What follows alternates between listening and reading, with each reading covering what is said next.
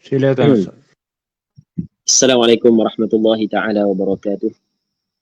A'udzu billahi minasyaitonir rajim. Bismillahirrahmanirrahim. Alhamdulillahi rabbil alamin wassalatu wassalamu ala asyrafil anbiya'i wal mursalin wa ala alihi wa sahbihi ajma'in. Allahumma rabbi shrah li sadri wa yassir li amri wahlul 'uqdatam min lisani yafqahu qawli wa la hawla wa la quwwata illa billahil 'aliyyil 'azim. اللهم انفعنا بما علمتنا وعلمنا ما ينفعنا وعلمنا ما جهلنا وذكرنا ما نسينا اللهم يسر ولا تعسر رب تمم بالخير اللهم افتح علينا فتوح العارفين وفقنا توفيق الصالحين اللهم لا سهل إلا ما جعلته سهلا وأنت تجعل الحزن إذا شئت سهلا. Jadi insyaAllah pada malam ni kita sambung balik pengajian kitab Bulughul Maram yang membincangkan hadis yang berkait dengan hukum hakam yang dikarang oleh Al-Imam Al-Hafidh Ibnu Hajar Al-Asqalani rahimahullahu subhanahu wa ta'ala wa nafa'ana Allahu bi'ulumihi fid darain amin. Kita hadis yang ke-651 daripada kitab Bulughul Maram. Katanya wa 'an Ibni Abbas radhiyallahu anhuma qala فرض رسول الله صلى الله عليه وسلم زكاة الفطر طهرة للصائم من اللغو والرفث وطعمة للمساكين فمن أداها قبل الصلاة فهي زكاة مقبولة ومن أداها بعد الصلاة فهي صدقة من الصدقات رواه أبو داود وابن ماجه وصححه الحاكم. Maksudnya daripada Abdullah bin Abbas radhiyallahu taala anhuma, katanya Rasulullah sallallahu alaihi wasallam telah mengfardukan zakat fitrah untuk menyucikan diri orang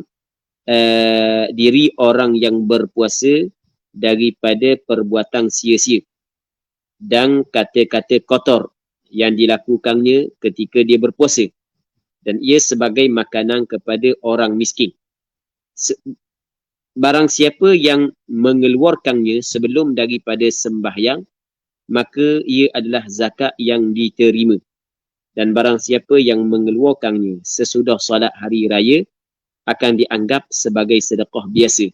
Hadis riwayat Imam Abu Dawud, Imam Ibnu Majah, dan dinilai sahih oleh Imam Hakim An-Naisaburi. Muslimin muslimat yang dirahmati oleh Allah Subhanahu wa taala. Kita masih lagi dalam perbincangan berkenaan dengan zakat al-fitr. Yang mana antara perkara yang diwajibkan kepada kita adalah zakat. Zakat dia ada zakat yang berkait dengan harta dan zakat yang berkait dengan tubuh badan. Zakat yang berkait dengan tubuh badan adalah zakat al-fitr. Jadi maksud dengan zakat yang berkait dengan tubuh badan adalah ketika mana seorang tu dia masih lagi hidup. Dia sempat penghujung Ramadan dan awal Syawal, permulaan Syawal, maka wajib dia kena mengeluarkan zakat fitrah. Wajib dia kena mengeluarkan zakat fitrah. Baik, ataupun zakatul fitr. Yang mana dalam hadis ni, Abdullah bin Abbas menceritakan bahawasanya Rasulullah telah mewajibkan. Maksudnya kewajipan zakat fitrah adalah kewajipan yang datang daripada Rasulullah, daripada utusan Allah Subhanahu wa taala, datang daripada Nabi Muhammad sallallahu alaihi wasallam sebagai utusan Allah. Kita pada hari ini tiada siapa pun yang boleh, tiada siapa pun yang mampu dan boleh menetapkan hukum, tidak boleh. Yang mana penetapan hukum sebenarnya mesti datang daripada Allah dan Rasul. Kita pada hari ini hanya menceritakan hukum yang datang daripada Allah dan Rasul. Kita sebagai hamba Allah Subhanahu wa taala, menjadi kewajipan kepada kita mengetahui hukum yang diwajibkan kepada kita dan beramal dengan hukum tersebut. Baik, jadi apa hak yang disebut di sini bahawasanya Rasulullah mewajibkan zakat al-fitr. Jadi bermakna kewajipan zakat al-fitr bukan datang daripada ulama. Jadi ulama dia tidak ada hak untuk meletakkan hukum. Ulama siapa pun dia, hebat lagu mana pun dia tidak ada hak untuk meletakkan hukum. Cuma dia meletakkan hukum adalah berpandukan kepada Al-Quran dan Hadis. Jadi bagaimana hak yang mereka itu fahami daripada Al-Quran dan Hadis. Tapi penghujungnya adalah Al-Quran dan Hadis. sama ada melalui dalil yang khusus ataupun dalil yang umum. Baik, muslimin muslimat yang dirahmati oleh Allah Subhanahu wa taala. Jadi Rasulullah sallallahu alaihi wasallam mewajibkan zakat al-fitr. Yang mana kalau kita tengok hikmah hikmah kefarduan zakat al-fitr adalah yang pertama, yang pertamanya adalah untuk menyucikan orang yang berpuasa itu daripada perkara yang sia-sia. Kita pada bulan Ramadan, walaupun kita berpuasa, walaupun kita dalam ibadat, banyak kita melakukan perkara yang sia-sia. Kalaulah para sahabat Rasulullah sallallahu alaihi wasallam ada melakukan perkara yang sia-sia, maka lebih teruk lagi kalau kita lebih teruk lagi melakukan perkara yang sia-sia. Dan hak yang lebih teruk lagi di kalangan orang Islam adalah tidak puasa terus. Ni hak yang puasa.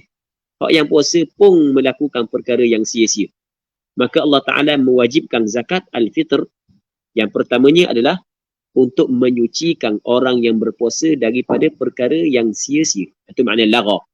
Jadi bermakna perkara yang sia-sia, ia mengotori orang yang berpuasa. Tu kita kena ingat. Kita nampak perkara sia-sia je, tak ada benda pun. Main game, duk sembang kosong. Kita nampak gitu je, tetapi sebenarnya perkara tersebut mengotori kita. Sebab kita ni sebenarnya kotor sebenarnya. Tetapi Allah Subhanahu Wa Taala tidak buka aib kita. Kalau Allah Subhanahu Wa Taala buka aib kita, kita tak tahu nak letak mana muka. Kita tak tahu nak letak mana muka kalau Allah Subhanahu Wa Taala buka aib kita. Sebab terlalu banyak kekotoran yang ada pada diri kita. Baik. Jadi Allah Subhanahu Wa Taala menutupi aib kita. Kalau Allah Taala buka tak tahu mana mayok. Mana tak tahu. Tak tahu nak tak mana muka. Allah Rabbi. Muslimin muslimat yang dirahmati oleh Allah Subhanahu Wa Taala. Maka antara perkara yang Allah Subhanahu Wa Taala jadikan ia menjadi pembersih. Ia menjadi pembersih kepada diri kita adalah berpuasa. Membayar zakat al-fitr. Dan begitu juga sebagai pembersih kepada orang yang berpuasa daripada perkataan-perkataan yang kotor. Saat ini perkara yang lara, perkataan yang kotor, perkataan yang keji, mencarut, cakap lucah. Sepatutnya orang yang berpuasa, orang yang dalam ibadat, dia kena jaga percakapan dia. Tapi kadang-kadang kita tidak jaga percakapan. Bukan kadang-kadang, banyak kita tidak jaga percakapan kita. Jadi apabila kita tidak jaga percakapan kita, maka kotor kita. Maka zakat al-fitr adalah pembersih kepada kekotoran tersebut. Dan yang ketiganya adalah wa tu'matan lil masakin. Ia menjadi makanan kepada orang miskin. Kita sepanjang Ramadan kita berpuasa, kita tidak makan. Jadi apabila sepanjang Ramadan kita tidak makan, apabila masuk je 1 Syawal, maka kita telah menutupi, maksudnya kita telah keluar daripada berpuasa, kita masuk dalam berbuka. Maka di sana ada golongan yang tidak mampu untuk makan seperti mana kita makan. Di sana ada golongan susah. Bukan manusia, bukan senang baka. Cuma kesusahan seseorang saat itu kadang-kadang kecuayang daripada dia, kadang-kadang bukan kecuayang. Ada kesusahan kecuayang daripada dia. Ada kesusahan kecuayang. Maksud benda kecuayang, dia mampu untuk berusaha, dia tidak berusaha. Itu dipanggil kecuayang daripada dia. Dan banyak. Sebab itulah, apabila Allah Subhanahu Wa Taala bagi kita 4 kerak tulang, jadi kita kena usaha. Jangan kita hanya berharap kepada orang sahaja, kita kena berusaha. Baik, macam yang Ana tadi, Ana dengar ada satu cerita tadi, orang mari ceritakan, dia kata ada, dia cerita sekian, dia cerah dah 2 tu, cerah dah dia, sebab dia cerah, sebab tu lelaki dia malah kerja. Okey, itu mana benda? Punca daripada benda kecuayang daripada diri dia. Ada orang yang memang dia tidak mampu untuk mencari rezeki, tidak pandai untuk mencari rezeki. Ada orang oleh kerana kecacatan, oleh kerana masalah, penyakit dan seumpamanya, siapa dia tidak mampu untuk mencari rezeki. Okey, itu tak ada masalah. Itu tidak dikirakan suatu kecuayang. Tetapi kalau Allah Ta'ala bagi kekuatan, tapi dia masih lagi cuai dalam mencari rezeki, itu jadi bermasalah lah dia. Cuma dalam masalah, sebenarnya dalam menetapkan orang miskin, ulama fiqh melihat kepada 2 sudut. Yang pertamanya melihat kepada harta yang dimiliki, yang keduanya melihat kepada kemampuan untuk dia bekerja. Kalau dia tidak mempunyai harta tapi dia mempunyai kemampuan untuk bekerja, maka dia termasuk dalam golongan yang kaya. Kaya usaha dia panggil. Dia tidak termasuk dalam golongan miskin. Walaupun pitih, tak ada. walaupun pitih tak ada, tapi dia mampu untuk berusaha, dia tidak termasuk dalam miskin. Muslimin muslimat yang dirahmati oleh Allah Subhanahu wa taala. Jadi kita di sana ada golongan yang miskin, yang mana mungkin kemiskinan dia saat itu adalah kecuaian daripada dia, mungkin bukan kecuaian daripada dia. Cuma hak yang kecuaian daripada dia tu, kalau mengikut mazhab Imam Syafi'i, bukan mazhab Imam Syafi'i saja. Bahkan kita tengok boleh dikatakan sepakat ulama fiqh, kerana di sana ada hadis yang sahih ketika ada dua orang lelaki mari minta sedekah daripada Rasulullah, sedangkan dua lelaki tu gagah, maka Rasulullah tengok atas bawah, Rasulullah kata dia, kalau sekiranya mung layak dipersilakan. Itu maksud daripada perkataan Rasulullah. Tapi mungkin ingat sedekah ini tidak layak kepada orang hak yang mampu untuk bekerja. Orang hak yang kuat mampu untuk bekerja, dia tidak layak sedekah ni. Sebab itulah ulama melihat juga kepada kemampuan untuk dia bekerja. Muslimin muslimat yang dirahmati oleh Allah Subhanahu wa taala. Benda yang kita nak cerita, bahawasanya ketika kita keluar daripada puasa, maka kita boleh makan. Maka di sana ada golongan hak yang tidak ada benda untuk makan, orang hak yang susah, orang hak yang fakir, orang hak yang miskin. Maka apa hak yang diwajibkan kepada orang hak yang mempunyai makanan yang lebih dengan ketetapan yang ditetapkan oleh syarak, maka wajib dia kena keluarkan makanan tersebut, beri kepada orang tu, supaya dia saat itu kaya untuk hari tersebut. Kaya untuk hari tersebut ni maksudnya hari raya tu dengan malam raya dia boleh makan. Dia hari raya dia boleh makan. Maksudnya tidak perlu dia susah-susah bekerja, kerana hari raya adalah hari orang bergembira. Baik. Jadi yang ketiga, hikmah yang ketiganya diwajibkan zakat al-fitr adalah sebagai makanan kepada orang miskin. Sebagai makanan kepada orang miskin. Sebab itulah hak yang paling afdal kita keluar makanan. Masalah keluar duit ni kita cerita dah sebelum daripada ni, ulama berbeza pandangan. Jadi kalau kita nak bayar zakat fitrah, kita nak bayar dengan duit ke kita nak bayar dengan makanan? Ulama berbeza pandangan. Majoriti ulama mengatakan bahawasanya lebih afdal, majoriti ulama mengatakan wajib dia kena keluar dengan makanan, tidak sah keluar dengan duit. Namun mazhab Hanafi kata sah keluar dengan duit. Jadi kalau kita tengok majoriti kata tidak sah, maka oleh kerana nak keluar daripada khilaf, maka afdalnya kita keluar dengan makanan, bukan dengan duit. Sebab dalam hadis jelas Rasul kata tu'matan lil masakin, sebagai makanan kepada orang miskin. Begitu juga hadis yang sebelum daripada ni yang diriwayat daripada Abdullah bin Umar, yang mana Rasulullah mewajibkan zakat fitr sa'an min tamrin atau sa'an min sya'ir, segantang daripada tamar dan ataupun segantang daripada bali. Tapi kalau bagi orang yang ingin keluar dengan duit, sebagaimana masyarakat kita semua keluar dengan duit, sampai setengah daripada masyarakat kita tak tahu boleh keluar dengan beras sebagai contoh, maka tak ada masalah, bukan salah. Sebab ada pandangan ulama mu'tabar, yang mengharuskan. Tetapi pada asalnya kalau kita tengok kepada hadis-hadis yang berkait dengan zakat fitr adalah keluar makanan, maka lebih afdal keluar makanan, kerana ia dapat keluar daripada khilaf, kerana khilaf di antara sah ataupun tidak. Majoriti kata tidak sah, segelintir mengatakan sah. Jadi oleh kerana khilaf di antara sah ataupun tidak, maka afdal keluar makanan. Namun di sana ada pandangan sebahagian daripada ulama masa kini mengatakan afdal keluar duit, kerana ia lebih bermanfaat kepada fakir miskin. Baik, dia lebih bermanfaat kepada fakir miskin kalau keluar duit. Sebab maksudnya kalau keluar duit, banyak perkara yang dia boleh buat. Kalau kita tengok perkataan tersebut, maksudnya perkataan tersebut, walaupun sebahagian daripada ulama-ulama besar masa kini yang mengatakan perkataan tersebut, tetapi sebenarnya perkataan tersebut masih lagi boleh dikritik perkataan tersebut, kerana secara jelasnya dalam hadis menyebut makanan, dan majoriti ulama mengatakan tidak sah duit.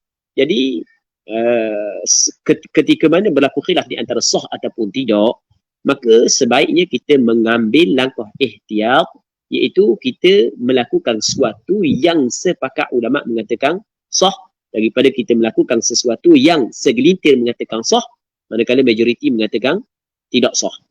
Okey, itu perkara yang penting yang perlu kita kena tahu. Melainkan kalau keluar makanan pada tempat tersebut, masyarakat tu tak pandai nak buat benda. Kalau buat pergi begah, masyarakat situ tak pandai nak masak, Kalau pergi gandung ke masyarakat situ tak pandai nak masak, baru kita kata benda afdal bagi duit. Sebab dia boleh beli roti sebagai contoh. Contohlah kita kata ada sesebuah negara saat itu makanan dia beli semua. Sebab ke masyarakat dia tak pandai masak. Sebab makanan beli lebih murah daripada masak sebagai contoh. Jadi kalau berah ke gandung ke mereka tak pandai nak masak. Nak buat mana tak tahu. Boleh mungkin buang saja. Okey, ketika tu tak ada masalah lah. Kita bagi duit. Bolehlah kita kata bagi duit sebab kalau bagi gandum benda yang dia dapat manfaat daripada gandum tersebut sebab dia tak pandai masak. Tapi tidak, rasanya tak ada masyarakat yang tak pandai masak. Ada masyarakat yang tak pandai masak. Mana ada masyarakat yang tidak pandai masak. Yang kira orang lelaki. Orang puang, kira orang puang. Baik, Muslimin muslimat yang dirahmati oleh Allah Subhanahu wa taala. Katanya, barang siapa yang mengeluarkannya sebelum solat hari raya akan menjadi zakat fitrah yang diterima. Jadi Rasulullah sallallahu alaihi wasallam meletakkan barang siapa yang keluar sebelum daripada orang menunaikan sembahyang hari raya, maka ia adalah zakat yang diterima.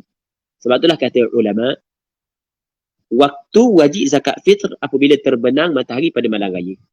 Waktu yang paling afdal kita keluar adalah pada pagi hari sebelum daripada hari raya. Sebelum daripada hari raya. Waktu yang paling afdal kita keluarkan. Baik. Adakah wajib kita bayar zakat fitr kepada pusat zakat? Dia tidak wajib. Cuma tidak wajib kita bayar. Maksudnya, kalau tak bayar ke pusat zakat, siapa ke tak sah zakat fitr kita? Itu tidak betul. Itu adalah mengaruh. Ada orang kata kalau tak bayar ke pusat zakat fitr, maka tak sah. Itu mengaruh. Itu mengaruh. Awan dia cakap lagu tu.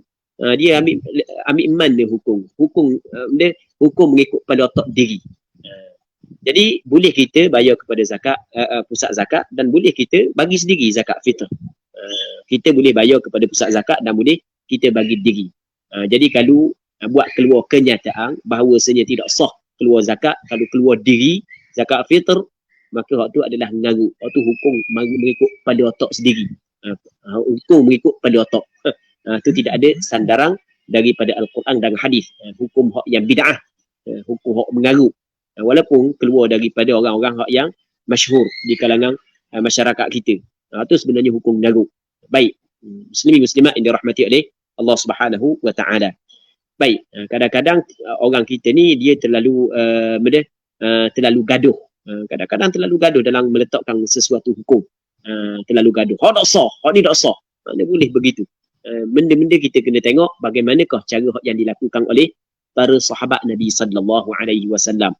Bagaimanakah cara yang dilakukan oleh para alim ulama yang disebut oleh ulama-ulama mu'tabar. Baik. Dia tak ada masalah nak bayar sendiri pun tak ada masalah, nak keluar melalui zakat pusat zakat pun tak ada masalah. Kalau kita tidak tahu siapa fakir miskin, sebaiknya kita bagi kepada pusat zakat. Mungkin mereka lebih mengetahui. Okey, mungkin mereka lebih mengetahui. Mungkin kita tidak yakin. Sebab benda kita tidak yakin? Kerana kadang-kadang dalam satu kampung masih lagi ada orang fakir miskin yang senyap je tapi tidak sampai pun zakat kepada dia. Sebab kita katakan benda mungkin mereka lebih mengetahui. Adakah kita yakin mereka lebih mengetahui? Tidak.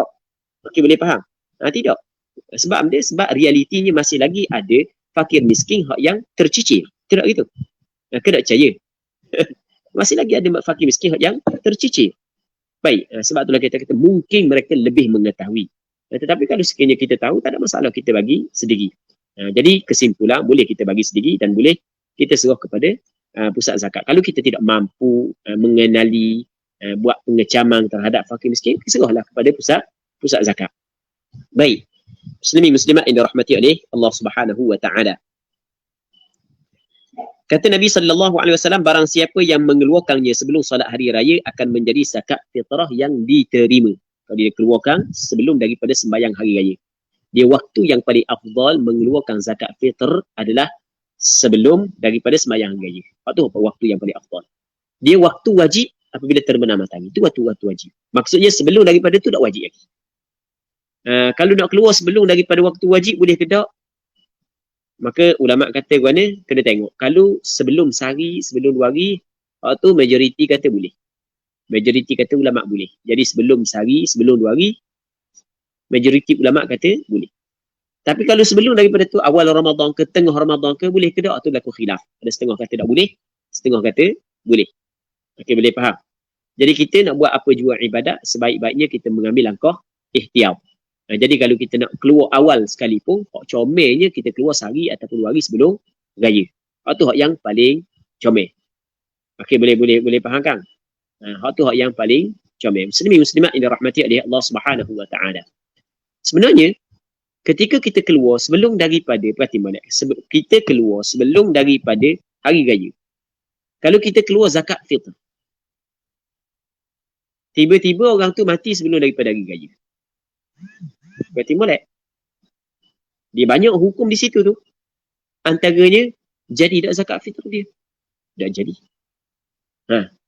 Jadi apabila tak jadi zakat fitr dia. Sebab dia apabila dibayar awal, dia panggil benda zakat yang disegerakan sebelum daripada sampai masa wajib. Tu boleh faham? Zakat tu disegerakan sebelum daripada sampai masa wajib. Dah jadi tak zakat fitr kalau dia mati? Okey, tak jadi. Dia akan timbul lagi. Dah kalau tak jadi, boleh tak minta semula? Boleh. Pula dah. Boleh minta semula. Sebab dia keluar saat itu zakat fitr. Sedangkan dia tidak wajib zakat fitr pada dia sebab dia mati sebelum daripada hari raya. Bukan dia minta, keluarga dia minta mula. Dia kata nak minta mula, benda piti hak bui puluh ya untuk bayar tu. Hak ayah hamba tu bayar nak minta mula. Okey. Sebab sekarang ni zakat yang diberi sebelum daripada benda masa wajib. Jadi apabila dia mati, jadi ternyata tak jadi, tak wajib rupanya. Jadi boleh ambil mula. Okey, boleh faham kan? Boleh ambil mula. Dia akan lagi Allah puluh ya kira benda. Masalah puluh ya kira benda kalau ada anak yatim. Ada anak yatim di kalangan ahli waris. Macam mana? Maksudnya ada perbincangan di situ sebenarnya. Ada perbincangan. Jangan main-main gurah. Sebenarnya ada perbincangan. Tu. Okey, boleh faham kan? Sebab dia sekarang ni apabila kita bayar awal, jadi kita maksudnya kita mendahulukan pembayaran zakat sebelum daripada sampai masa wajib. Tiba-tiba ternyata tidak wajib. Boleh kita minta semula ke tak? Boleh kita minta semula. Jangan main. Baik.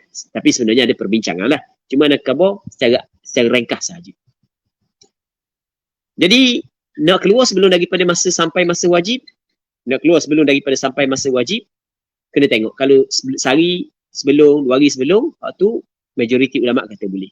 Tapi kalau sebelum daripada tu lagi, berlaku khilaf. Mazhab Imam Syafi'i kata boleh. Apabila masuk je Ramadan boleh. Kerana zakat fitr adalah wajib bagi orang yang sempat 1 juzuk daripada Ramadan dan 1 juzuk daripada Syawal. Ketika masuk je Ramadan, ada dah salah satu daripada 2 perkara. Jadi apabila ada salah satu daripada 2 perkara, maka sah. Dia bayar zakat. Okey, boleh faham kan? Sama dengan orang yang ada dah nisab tapi tak cukup haul, boleh dah dia bayar zakat sebelum daripada cukup haul. Sama juga permasalahan tersebut. Okey, cuma masa wajib apabila terbenam matahari. Masa paling afdal adalah pada pagi raya. Sebelum daripada Tok Imam keluar untuk sembahyang hari raya. Sebab itulah sembahyang hari raya disunatkan melewatkan sembahyang hari raya sedikit. Sunatkan lewat, bukan lewat sampai pukul 10. Lewatkan sikit supaya memberi peluang dan ruang kepada orang mengeluarkan zakat fitr pada pagi tersebut. Melewatkan pembayaran zakat fitr selepas daripada sembahyang hari raya, maka di sini ada khilaf di kalangan ulama. Sebahagian daripada ulama kata makruh. Sebahagian yang lain mengatakan harus tapi tak comel. Maksudnya boleh, tak ada masalah, tapi tidaklah seafdal mengeluarkan sebelum daripada hari raya. Sebelum daripada sembahyang raya. Okey. Jadi kita hari raya start daripada keluar fajar hingga terbenam matahari. Itu hari raya. Orang yang paling comel adalah keluar sebelum dia mengeluarkan zakat fitr sebelum daripada sembahyang raya. Hak tu paling comel. Baik. Dah boleh tak dia nak mengeluarkan zakat fitr setelah daripada sembahyang raya? Maka di sini ada sebahagian ulama kata makruh. Ada sebahagian ulama mengatakan dak afdal begitu. Tapi tidaklah haram. Dalilnya dalam hadis ni Rasul kata lagu mana? Wa man addaha ba'da as-salah fa hiya sadaqatun minas sadaqat. Sesiapa yang menunaikannya selepas daripada sembahyang, maka ia adalah sedekah seperti sedekah yang lain. Maksudnya masih lagi dikirakan sedekah tapi seperti sedekah yang lain. Maksudnya dia tidaklah pahala dia tidaklah seperti orang yang mengeluarkan zakat fitr sebelum daripada sembahyang raya. Okey. Dua. Yang ketiganya, melewatkan pengeluaran zakat fitr sehingga terbenam matahari pada hari raya, hukum dia adalah haram. Kalau dia saat itu sengaja, tanpa sebarang keuzuran, hukum dia adalah haram. Tak boleh. Berdosa. Baik. Jadi orang tu dak bayar zakat terah. Dah berapa awak nak bayar? Nanti dulu esok dah gaduh mana kau? Bukan boleh kita jalan pun. Duduk di rumah dulu megay dulu dah habis lagi megay kata dia ni. Bayarlah dulu. Biar esok fakir miskin nak lari mana tu? Orang belakang rumah kita memang ibu tunggal tu memang susah tu. Kita esok lusa pun tak apa, hari ni ada widah dia esok kita pergi pula. Tak boleh. Jangan kita alasan dah orang ada widah hari ni kan, kenyang dah dia hari ni duit esok pula. Tak boleh. Sebab dia ada waktu yang ditetapkan oleh syarak. Ada waktu yang ditetapkan oleh syarak. Baik, masa untuk keluar zakat fitr. Jadi melewatkan pengeluaran zakat fitr sehingga terbenam matahari pada hari raya, maka hukum dia adalah haram. Dosa dan wajib dia kena qada dengan segera. Setiap benda yang wajib yang ditinggalkan dengan sengaja, maka wajib dia qada dengan segera. Wajib dia kena qada. Bukan kena nanti tahun depan. Kena bayar dulu. Tangguh juga dosa. Sebab dia wajib kena segerakan qada zakat fitr tersebut.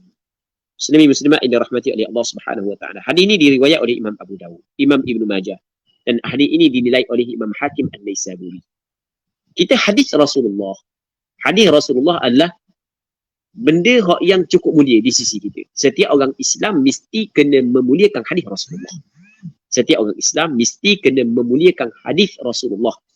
Kerana hadis Rasulullah adalah benda yang keluar daripada Rasulullah berdasarkan wahyu yang diwahyukan kepada Nabi sallallahu alaihi wasallam. Jadi sebab itulah benda yang perlu diagung-agungkan. Perkara yang perlu dimuliakan. Perkara yang perlu diletak di atas kepala. Kalau cakap kita letak atas kepala, kena junjung benda lagu ni. Jangan bila kita dengar hadis macam kita dengar orang duduk balah di parlimen. Bukan. Jadi balah dengan parlimen gitu aja dapat lagi mana kabut dengar. Bukan gitu. Kita orang Islam, kita kena meletakkan hadis adalah pada tempat yang paling mulia. Imam Malik radhiyallahu taala anhu ketika dengar hadis Allah Rabbi, dia jaga adab sejaga-jaganya. Dia jaga adab. Sebab itulah ada keberkatan. Kita kalau kita nak ada keberkatan, maka begitulah kita kena beradab dengan majlis ilmu, dengan benda-benda yang berkait dengan agama. Kita perlu beradab. Jadi kalau kita tidak beradab, dia kurang keberkatan. Sebab itulah kita rasa berat kalau nak jaga jemaah pun berat, nak jaga tu pun berat, nak buat ni pun berat. Sebab ada masalah. Tu kita kena muliakan benda yang dimuliakan oleh agama. Termasuklah hadis Nabi sallallahu alaihi wasallam. Baik. Jadi antara cara memuliakan hadis Rasulullah, ketika kita dengar hadis Rasulullah, benda yang Rasul khabar, terus kita beramal. Jadi yang ni jelas Rasulullah sallallahu alaihi wasallam memerintahkan kepada kita, mewajibkan ataupun memerintahkan kepada kita supaya mengeluarkan zakat fitr sebelum daripada orang menunaikan sembahyang hari raya. Maka kita keluar. Akan datang kita akan keluar. Jadi kita kena tekad dalam hati, tahun depan kalau Allah Taala panjangkan umur, aku nak keluar zakat fitr pada waktu yang paling afdal, iaitu pada pagi raya sebelum daripada orang melaksanakan sembahyang hari raya. Baik. Seterusnya anjuran bersedekah, bab sedekati tatawwu'. Bab pada membincangkan tentang sedekah tatawwu', sedekah sunat. Sebelum ni kita bincang sedekah wajib. Yang kita bincang bab zakat saat itu adalah sedekah wajib. Ni kita nak masuk perbincangan sedekah sunat. Allah Rabbi, Allah Subhanahu wa taala, dia menciptakan neraka dan menciptakan syurga. Dan Allah Taala menciptakan neraka, Allah Taala menciptakan neraka, dalam masa yang sama Allah Taala menciptakan penghuni neraka. Begitu juga Allah Subhanahu Wa Taala menciptakan syurga dan Allah Taala menciptakan penghuni syurga. Di sana ada perkara yang Allah Subhanahu Wa Taala jadikan ia sebagai amalan untuk mendapat syurga, dan di sana ada perkara yang Allah Subhanahu Wa Taala ciptakan ataupun Allah Taala tetapkan ia adalah perbuatan yang menjadi ataupun yang menjadi laluan kepada neraka Allah Subhanahu Wa Taala. Di sana ada perbuatan-perbuatan yang menjadi tiket ataupun tiket untuk mendapat neraka Allah. Di sana ada amalan yang menjadi tiket untuk mendapat syurga Allah Subhanahu Wa Taala. Kebaikan untuk kita mencapai syurga Allah Subhanahu Wa Taala begitu banyak. Antaranya adalah sedekah tatawwu', sedekah sunat. Muslimin muslimat yang dirahmati oleh Allah Subhanahu Wa Taala. Katanya an Abi Hurairah radhiyallahu anhu, an Nabi sallallahu alaihi wasallam qala sab'atun yudhilluhum Allah fi dhillihi yawma la dhilla illa dhilluh. Fadzakara al-hadits wa fihi wa rajulun tasaddaqa bi sadaqatin fa akhfaha hatta la ta'lama shimaluhu ma tunfiqu yaminuhu. Muttafaqun alaih. Daripada Abi Hurairah radhiyallahu taala anhu meriwayatkan Nabi sallallahu alaihi wasallam telah bersabda, ada 7 jenis orang yang akan mendapat naungan daripada Allah di hari tiada naungan kecuali hanya naungan Allah Subhanahu Wa Taala.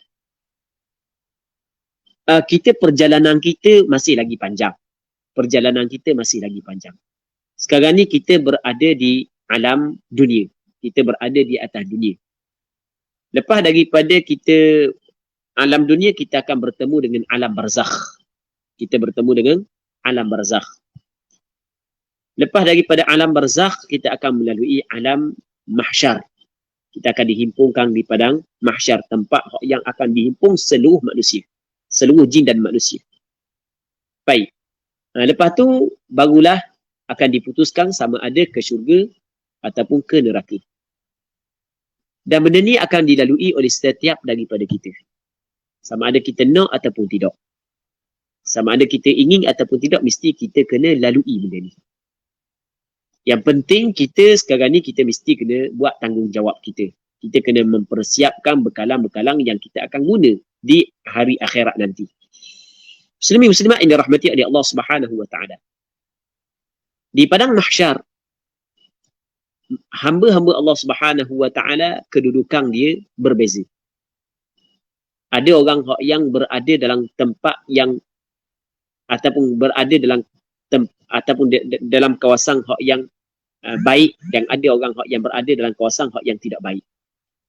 Ada orang di padang mahsyar, orang yang berada dalam kesusahan, ada orang yang berada dalam kesenangan. Tidak sama. Baik. Jadi kita pada hari ini, orang Islam dia dengar belaka benda ni. Dia percaya belaka benda ni. Cuma kekuatan untuk beramal, itu bukan semua orang ada. Kekuatan untuk beramal bukan semua orang ada. Ada orang Allah Ta'ala bagi kekuatan kepada dia untuk beramal, untuk mengumpulkan bekalan-bekalan yang akan dia guna selepas daripada dia meninggal dunia. Dari sana ada orang dengar siang malam, tapi tidak terdetik dalam hati dia untuk mempersiapkan. Bukan dia tidak tahu. Dia tahu. Dia akan pergi. Dia akan tahu. Dia akan tinggal belaka. Allahu Rabbi, harta benda, anak pinak, bini, semua kita tinggal belaka. Kita bawa amalan kita sahaja. Bukan kita tak tahu. Kita tahu. Kita yakin. Tetapi berapa ramakah dari kalangan kita yang betul-betul membuat persiapan untuk menghadapi hari kematian? Berapa ramai di kalangan kita? Baik. Yang mana persiapan tersebut adalah dengan orang yang jauh daripada Allah, mesti dia kena dekatkan diri kepada Allah. Benda orang yang melakukan maksiat, mesti dia kena bertaubat kepada Allah Subhanahu Wa Taala, meningkatkan amalan-amalan kebaikan dia. Baik. Dalam hadis ni, Nabi sallallahu alaihi wasallam menyebut bahawasanya di sana ada 7 golongan. Yang mana 7 golongan ni Allah Ta'ala akan meletakkan dia di bawah teduhan. Jadi perkataan teduhan, jadi bermakna dia saat itu duduk dalam kawasan yang tidak panas. Dan kita dapat faham bahawasanya di sana ada kelompok yang lain dia berada di bawah panas. Tu kita kena faham begitu. Maka kita kena fikir kita sekarang ni kita dengar hadis ni dan kita akan pergi belaka dan kita kena fikir diri kita. Kita ni agak-agak kita duduk dalam golongan mana? golongan orang berada di bawah panah yang terik ataupun golongan yang orang yang berada di bawah teduhan. Panah di padang mahsyar dia tidak sama dengan panah di atas dunia. Dalam hadis menyebut bahawasanya matahari dekat dengan kepala sekadar mil.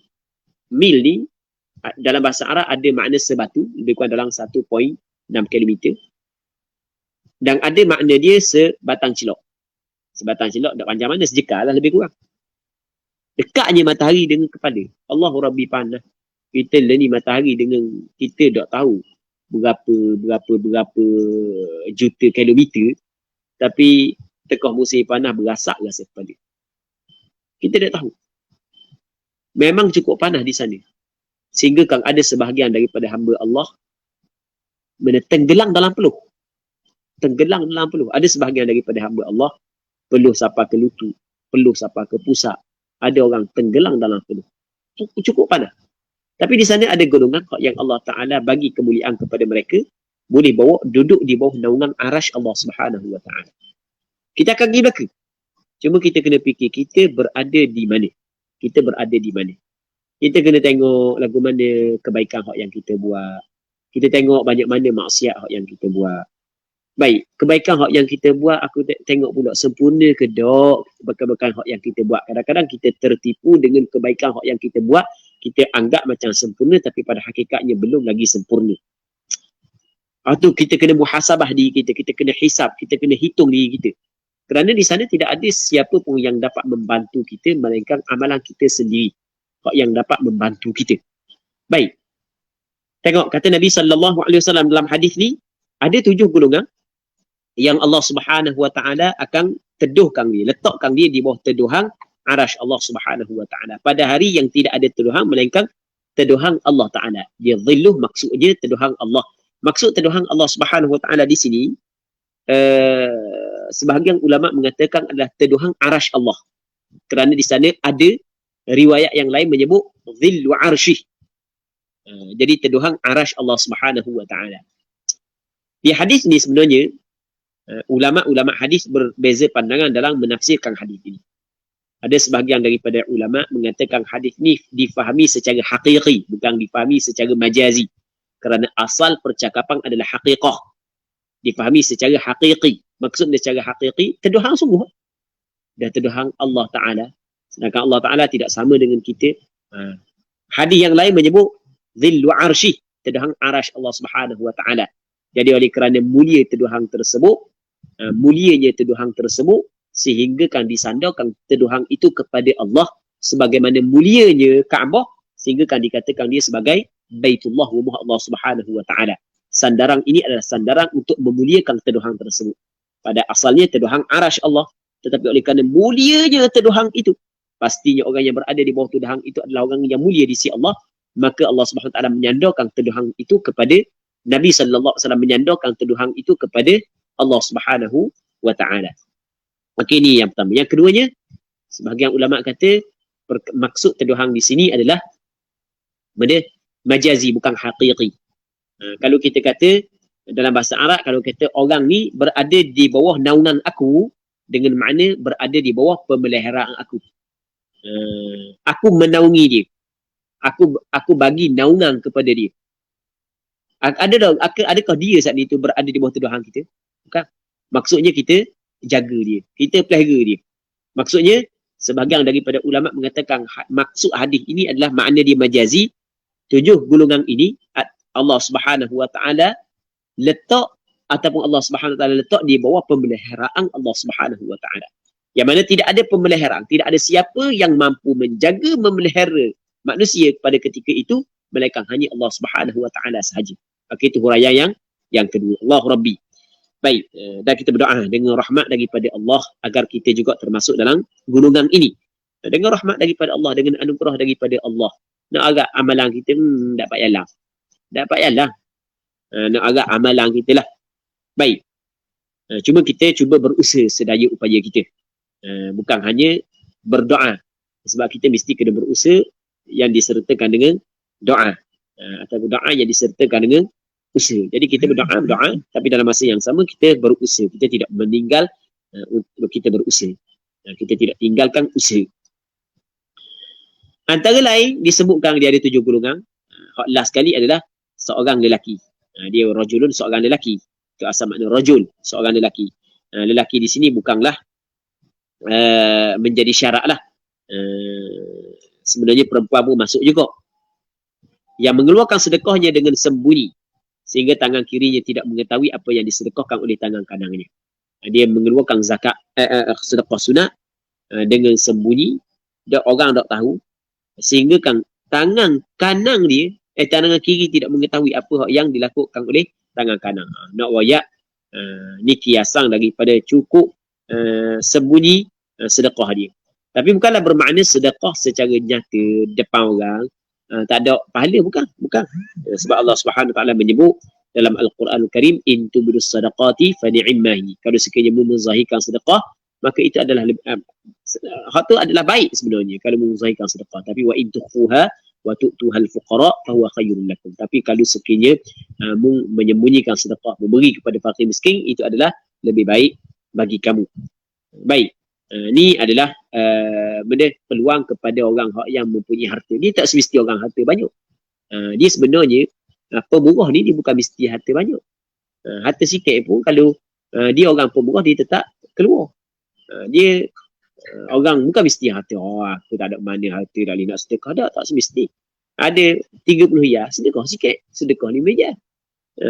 Maksudnya kita orang yang ada sikit, kita sedekah secara sikit. Orang yang ada banyak, sedekah dengan cara banyak. Sebab itulah kata Rasulullah, ittaqun nar walau bisyiqqi tamrah. Hendaklah takut kepada neraka, mungkin jaga daripada neraka Allah, walaupun hanya dengan separuh buah taman. Separuh buah taman banyak ke sikit? Sikit sangat. Maksudnya, walaupun sikit, mu ada sikit pun sedekah cara sikit. Mu ada banyak, sedekah cara banyak. Jangan nanti aku banyak baru kena sedekah, tak. Orang yang kalau lagu tu, pegangan dia, memang kalau dia banyak, dia tidak akan sedekah. Sebab dia telah sifat kerekuk bakhil ada dalam diri dia. Okay, boleh faham. Dia sifat pemurah ni, dia bukan ketika harta banyak, ketika harta sikit pun, dia boleh buat. Ada apalah, nanti aku ada harta banyak, aku kaya, jadi dia mikir macam mak jeneng. Jadi kalau aku kaya, baru aku sedekah. Kalau aku kaya, baru aku sedekah. Maka, percaya orang lagu ni, bila dia kaya sekalipun, dia tidak akan sedekah. Macam kita kata gini ya, orang ngaji Al-Quran tu. Nanti ada masa lapang sikit baru nak ngaji Quran. Jangan percaya. Siapa masa lapang pun dia tak akan ngaji Quran. Dah ulang tu gi agak dengar belajar. Nanti nak gi kok, tapi minggu depan nak gi. Agak-agak minggu depan gi tak? Tak gi. Macam kita tak payah tengok orang lain, kita tengok kita sendiri. Kita nak buat sesuatu yang kita malas sekarang ni, kita kata apa, aku esok benda ni. Esok tak buat agak. Tak buat agak. Yang gitu kita. Ya, benda-benda kena selalu. Itu kaedah dia. Muslimin muslimat yang dirahmati oleh Allah Subhanahu Wa Taala. Jadi untuk malam ni kita berhenti sini dulu. Kita berdoa kepada Allah agar Allah Subhanahu Wa Taala mengampun dosa kita, memaafkan kesilapan dan kesalahan kita, menutupi kesalahan dan keaiban kita. Dan semoga Allah Subhanahu Wa Taala memberi kekuatan kepada kita untuk kita beramal dengan apa yang kita bincang pada malam yang mulia ini. Wallahu Subhanahu Wa Taala a'la wa alam. Sallallahu ala sayyidina Muhammad wa ala alihi wa sahbihi ajma'in. Walhamdulillahi rabbil alamin.